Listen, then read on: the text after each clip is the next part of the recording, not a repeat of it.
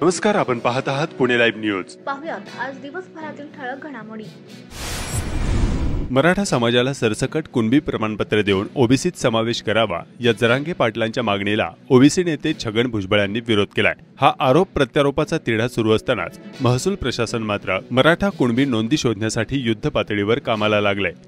मराठा कुणबी नोंदी शोधण्यासाठी पुणे जिल्ह्यात विशेष मोहीम हाती घेण्यात आली असून तहसीलदार, मंडलाधिकारी, मोडीलिपी वाचक तज्ज्ञ यांच्या संयुक्त टीमच्या मदतीनं जुन्या कुणबी मराठा नोंदी युद्ध पातळीवर तपासल्या जात असून पुणे जिल्ह्यात 90%पेक्षाही अधिक नोंद आढळून येत आहेत.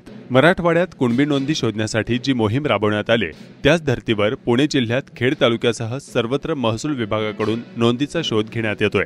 पुढील 3 दिवसात खेड तालुक्यात नोंदी तपासणीचे काम पूर्ण करण्यात येणार आहे. खेड तालुक्यात महसूल विभागाच्या वतीनं जुन्या नोंदीची आणि कागदपत्रांची मंगळवारपासून शोध मोहीम हुतात्मा राजगुरू क्रीडा संकुलामध्ये सुरू करण्यात आली आहे.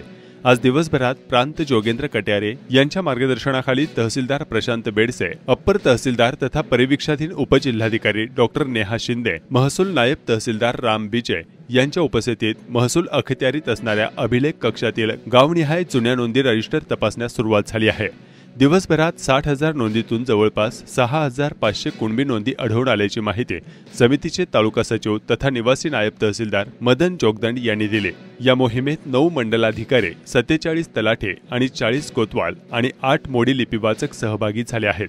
2 दिवसांत अभिलेख कक्षातील नोंदीची तपासणी करण्यात येणार असल्याची माहिती तहसीलदार प्रशांत बेडसे यांनी दिली. तालुक्यातील सर्व जिल्हा परिषद शाळांच्या मुख्याध्यापकांना उपलब्ध जुने शाळा प्रवेश रजिस्टर तपासणी करण्याचे आदेश देण्यात आले असून शनिवारपर्यंत सापडलेल्या कुणबी नोंदीसह संपूर्ण रजिस्टर नोंदीची शिक्षण विभाग स्तरावर तपासणी करून एकत्रित अहवाल तयार केला जाणार आहे. तर ग्रामपंचायतीमधील जुने मृत्यू नोंद रजिस्टर तपासण्याचे आदेश ग्रामसेवकांना देण्यात आले असून 2 ते 3 दिवसांत सर्व माहिती तपासणी करून आढावा घेऊन अहवाल तयार करण्यात येणार असल्याची माहिती गटविकास अधिकारी विशाल शिंदे आणि गट शिक्षणाधिकारी अमोल जंगले यांनी दिली. पत्नीच्या मृत्यू प्रकरणी महाळुंगे एमआयडीसी पोलिसांनी आरोपी पतीला अटक केली आहे. सदरची घटना खेड तालुक्यातील वराळे या ठिकाणी घडली. याबाबत मयत महिलेचा भाऊ अशोक मदनलाल बजाज, वय वर्ष 28, राहणार रोशन वन सोसायटी, वराळे, तालुका खेड यांनी महाळुंगे एमआयडीसी पोलीस ठाण्यात फिर्याद दिली आहे. पोलिसांनी महिलेचा पती अशोक मोहनराम बडवड, वय वर्ष 33, राहणार वराळे, तालुका खेड याच्यावर गुन्हा दाखल करून अटक केली आहे.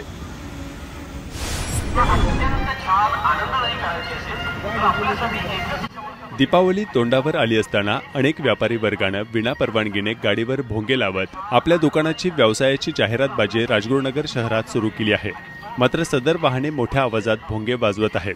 शाळा महाविद्यालयात सध्या परीक्षा सुरू असताना या आवाजाचा त्रास सहन करावा लागत असल्याच्या तक्रारी शिक्षक आणि विद्यार्थ्यांकडून करण्यात येत आहेत. काही हॉस्पिटल सारख्या भागात देखील कर्णकर्कश आवाजाचा परिणाम रुग्णांवर होतो आहे. 3 दिवसांपासून चाकणजवळील नाणेकरवाडी या ठिकाणी विहिरीत पडलेल्या मुंगसाला चाकण रेस्क्यू टीम आणि आपदा मित्रांकडून जीवदान देण्यात आले आहे. यावेळी रेस्क्युअर विक्रांत चौधरी, हितेश घुगरे, रत्नेश शेवकरे यांनी 2 तासांच्या अथक प्रयत्नानं या पिल्लाला बाहेर काढून जीवदान दिले. यावेळी चाकण वनविभागाचे आरएफओ उपस्थित होते. खेड ते सिन्नर या दरम्यानचे रस्त्याचे चौपदरीकरणासाठी राष्ट्रीय महामार्ग प्राधिकरणाने झाडे तोडली होती. त्या बदल्यात झाडे लावली गेली नाहीत. त्यामुळे आता राष्ट्रीय हरित लवादाने आदेश दिला असून तोडलेल्या झाडांच्या 10 पट म्हणजेच 23,730 झाडे लावण्यात येणार आहेत. झाडे लावण्यासाठी सामाजिक वनीकरणाला 2,71,00,000 रुपये देण्याचा आदेश केला आहे. खेड ते सिन्नर राष्ट्रीय महामार्ग क्रमांक 50 दरम्यान चौपदरीकरणासाठी आड येणारी झाडे तोडण्यात आली होती. त्यामध्ये बाभूळ, बोर, निलगिरी, लिंब, बदाम, पिंपळ, वड, सीताफळ, निरगुडी, करंजी, शिसव, गुलमोहर, रायवळ, उंबर इत्यादी प्रकारच्या झाडांचा समावेश होता. तसेच एका झाडामागे 10 झाडे लावणे बंधनकारक होते. मात्र झाडे लावली गेली नाहीत. याबाबत राष्ट्रीय हरित लवादाकडे याचिका दाखल झाल्यानंतर एका झाडाच्या बदल्यात 10 झाडे म्हणजे तब्बल 23,730 झाडे लावण्याचा आदेश देण्यात आला. पुणे जिल्ह्यातील खेड तालुक्यातील राजगुरुनगरसह आंबेगाव आणि जुन्नर तालुक्यातून रस्ता गेलेला आहे. तिथेही झाडे लावणे आवश्यक आहे. राजगुरुनगर येथील लायन्स क्लब ऑफ राजगुरुनगरचा पदग्रहण आणि नवीन सदस्यांचा शपथविधी समारंभ पार पडला।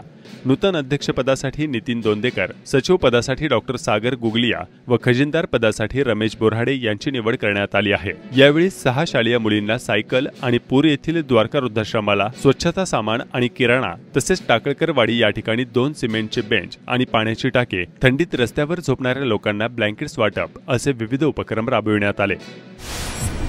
दीपावलीचे वेध आता लागू लागले असून आकाशकंदील, पणत्या आणि रांगोळ्या तसेच लक्ष्मी मातेच्या पूजनासाठी लक्ष्मी मातेच्या मूर्त्यांसह लक्ष्मी अर्थात झाडूसह छत्रपती शिवाजी महाराज आणि विविध आकारातील मावळे आदी साहित्यांचे स्टॉल सजले आहेत। बाजारभावात म्हणावी अशी वाढ झाली नसल्याचं पाहावयास मिळत आहे। कापड, सोने, वाहन आणि इलेक्ट्रॉनिक्स वस्तू विक्रीसाठी व्यापारी वर्ग सज्ज झाला आहे। सध्या परीक्षा सुरू असल्याने बाजारात मात्र महिलांची खरेदीसाठी अपेक्षित गर्दी होताना दिसत नाही, तर उद्या परवापासून बाजारात गर्दी होण्याची आशा आहे। रोटरी ग्रुप ऑफ राजगुरुनगर आणि एप्टिव्ह कंपोनेंट इंडिया प्रायव्हेट लिमिटेड यांच्या संयुक्त विद्यमाने कंपनीच्या 74 लाख CSR फंडामधून जिल्हा परिषद प्राथमिक शाळा चित्राईमळा चाकण आणि जिल्हा परिषद प्राथमिक शाळा टाकळकरवाडी या ठिकाणी सुसज्ज वर्गखोल्याचे भूमिपूजन पार पडले। यावेळी कंपनीचे अमिताभ माथुर आणि इतर सहकारी उपस्थित होते। यावेळी चाकण नगर परिषदेचे माजी उपनगराध्यक्ष राजेंद्र गोरे, दत्तात्रय भेगडे, रोनक गोरे, राम गोरे आदी उपस्थित होते। भूमिपूजन आणि आपल्या ॲक्टिव्ह कंपनीच्या माध्यमातून नवीन मोठा असा कम्युनिटी हॉल याचंही भूमिपूजन करण्यासाठी विशेष करून उपस्थित राहिलेले। वर्धा शहरातून अल्पवयीन मुलीचे अपहरण करणाऱ्यास ऑपरेशन मुस्कान अंतर्गत पीडितेसह सौरभ खोंडे राहणार गणेशनगर याला चाकण MIDC भागातील महाळुंगे पोलीस ठाण्याच्या हद्दीतून अटक करण्यात आली। सौरभ खोंडेने अल्पवयीन मुलीशी प्रेमसंबंध निर्माण करून तिच्याशी जवळीक साधली। सौरभने 21 ऑक्टोबर 2021 रोजी अल्पवयीन मुलीला फूस लावून नागपूर येथून तिचे अपहरण केले। या प्रकरणी नागपूर शहर पोलीस ठाण्यात पोक्सो अन्वये गुन्हा नोंद करण्यात आला होता।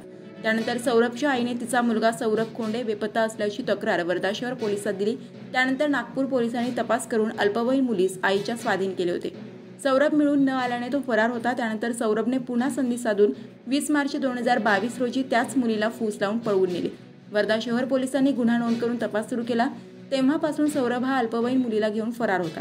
नागपूर व वर्धा पोलीस त्याचा सतत शोध घेत होते। त्यानंतर या प्रकाराचा तपास अनैतिक मानवी वाहतूक कक्ष वर्धा येथे वर्ग करण्यात आला। पोलीस महासंचालक यांच्या आदेशानुसार 1 ते 31 ऑक्टोबर 2023 पर्यंत ऑपरेशन मुस्कान राबवण्यात आले। शोध मोहिमेदरम्यान सौरभ व पीडितेच्या शोधात नागपूरकर व पोलिसांनी वर्धा पोलिसांनी पुणे जिल्ह्यात पोलीस पथक पाठवण्यात आले होते।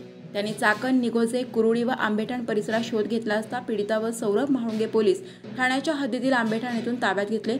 वर्धा शहर पोलिसांनी सौरभला अटक केली आहे।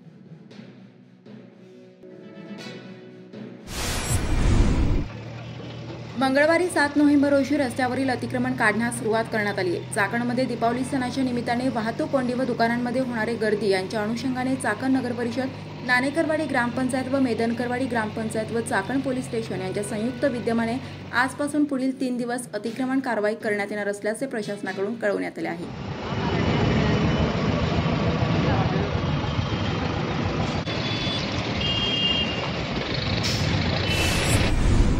पुणे नाशिक महामार्गावरील सिग्नल म्हणजे हमखास वाहतूक कोंडीची ठिकाणे ठरू लागली आहेत। चाकणमधील तळेगाव चौकातील सिग्नल आणि आंबेठाण चौकातील सिग्नल पार करणे वाहन चालकांना कठीण होत आहे।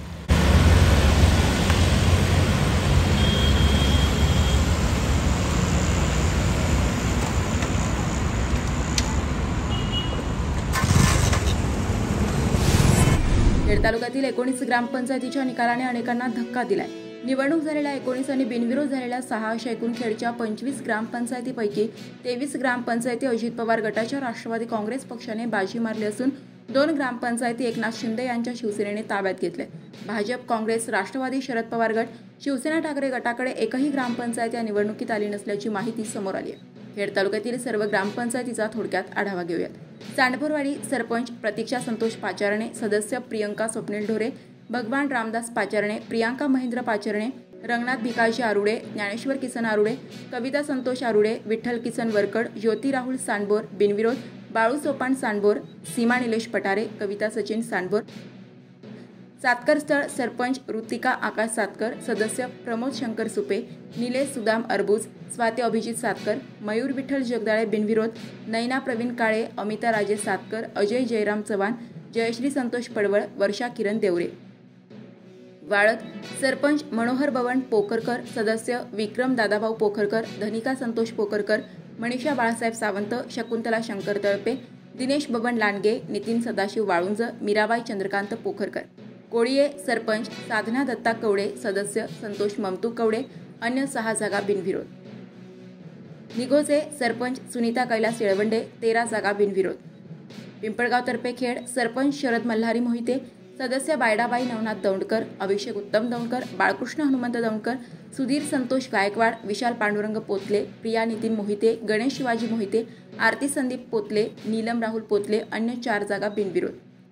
डेहणे सरपंच मीना एकनाथ लांगी, सदस्य शंकर हरिचंद्र कोरडे, 6 जागा बिनविरोध. मोरोशी सरपंच युवराज रघुनाथ सोरकडे, सर्व सदस्य बिनविरोध. भोमाळे सरपंच प्रियंका अरुण आढारी, सदस्य सुधीर मधुकर भोमाळे, गणेश सुरेश जपरे, अनिता जयराम सावंत, 4 जागा बिनविरोध. कोहिनकरवाडी सरपंच पंढरीनाथ गणपत कोहिनकर, सदस्य स्वप्नील दत्तात्रय कोहिनकर, मोनिका निखिल कोहिनकर, भाग्यश्री सुधीर कोहिनकर, सोमनाथ पांडुरंग कोहिनकर, प्रियंका दत्तात्रय मुळे, गणेश नंदकुमार मुळे, काजल सोमनाथ करमारी.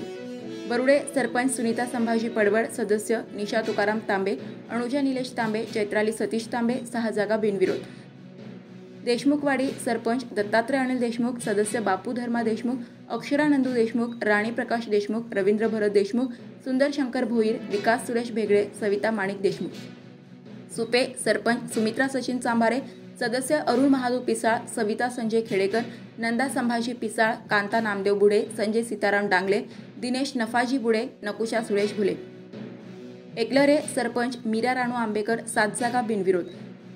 गोरेगाव सरपंच आरती विलास भागीत, सदस्य विठ्ठल कृष्णा गवारी, वंदना धोंडू लाडके, प्रकाश भीमाजी गवारी, स्वाती गणेश गवारी, अंकुश गोपाळा गवारी, सुनंदा दत्तात्रय तळपे, मंदा नारायण गवारी.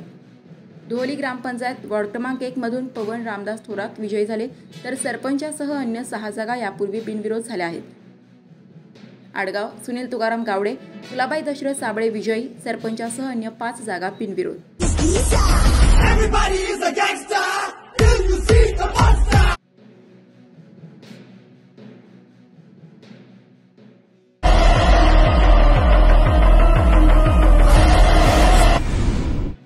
जिल्हा परिषद शाळा खरपुडी खुर्द या ठिकाणी दीपावली निमित्त 1ली ते 7वीच्या विद्यार्थ्यांनी आकाश कंदील बनवले आहेत.